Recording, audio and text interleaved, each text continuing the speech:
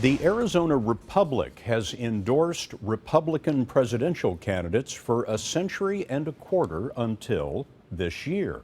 The paper's editorial endorsed Hillary Clinton, which turned out to be fighting words. Lee Cowan is in Phoenix. It's a reliably conservative newspaper in a reliably red state. But when it endorsed Hillary Clinton for the White House, all hell broke loose. Okay, you don't need to be rude to me. Calls came pouring in, some angry. I will not buy your paper anymore. You're ignorant. Others verbally abusive. You're a worthless bitch. That last one was referring to the Arizona Republic's president, Mia Parrish. How fast did it come in? Right away? Right away. The first death threat came about 9 that morning. The first death threat? There were several. Her email was full of hate, too.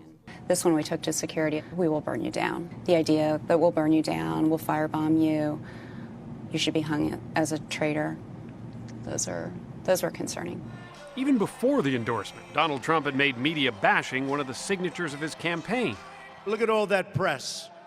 Among the most dishonest people in the world. It's time to stand up and say stop. We don't do this in America.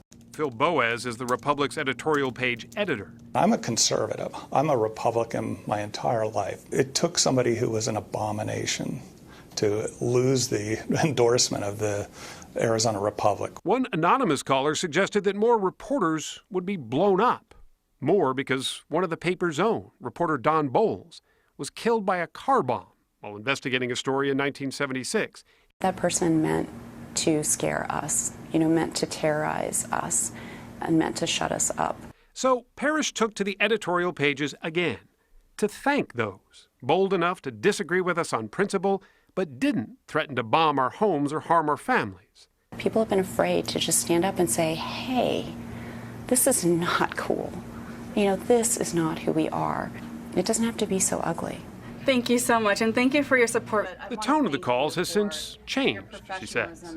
It's like the dawn at the end of a really long, dark night. Although many readers still disagreed with the endorsement of Hillary Clinton, a certain level of civility had returned. Thank you. Bye-bye. Well, that was a nice one. At least for now. Lee Cowan, CBS News, Phoenix.